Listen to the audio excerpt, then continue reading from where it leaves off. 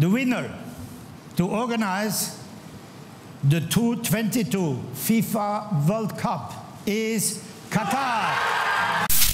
Hey, salut tout le monde, j'espère que vous allez bien, moi ça va, tranquille, comme d'hab. Bon, alors aujourd'hui on va parler de la Coupe du Monde 2022 et notamment du flou qui entoure cette Coupe du Monde organisée par le Qatar au niveau de son attribution. Pour ça, petit rappel des faits. Le 2 décembre 2010, le Qatar a remporté devant l'Australie, les États-Unis, la Corée du Sud et le Japon l'attribution du Mondial 2022.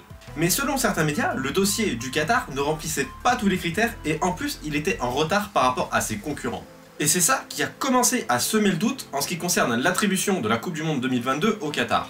Et en plus de ça, le Qatar aurait organisé des opérations noires pour discréditer ses concurrents allant à l'encontre des règles de la FIFA. Toutes ces informations ont récemment été révélées par le média britannique Times, dont l'un de leurs informateurs aurait participé à la campagne d'attribution de la Coupe du Monde. Et ces fameuses opérations noires auraient été orchestrées par des agences publiques ainsi que des ex-agents de la CIA dans le but de totalement enlever de la crédibilité à l'Australie, à la Corée du Sud, au Japon et aux États-Unis.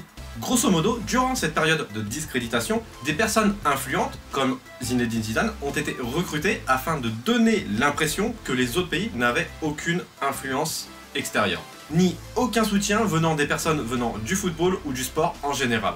Et apparemment, un membre d'une université américaine aurait perçu la somme de 9 000 $ pour écrire un rapport décrivant les effets désastreux de l'organisation d'une Coupe du Monde sur le sol américain.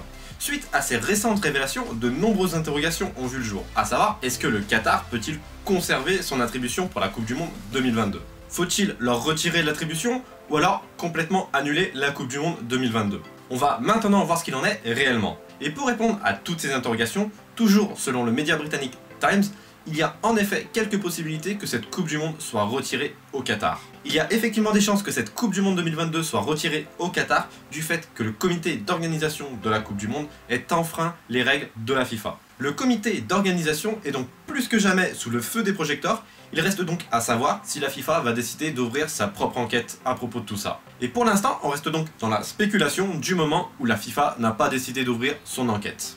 On reste donc encore très loin au retrait de la Coupe du Monde 2022 au Qatar en faveur d'un autre pays comme l'Australie, les États-Unis ou la Corée du Sud. Voilà, ça va être tout pour aujourd'hui, j'espère que cette vidéo vous aura plu. Si c'est le cas, pensez à liker, à partager, à commenter, à me dire ce que vous en pensez dans l'espace des commentaires juste en bas. Et si ce n'est pas encore déjà fait, abonnez-vous. Allez, ciao tout le monde!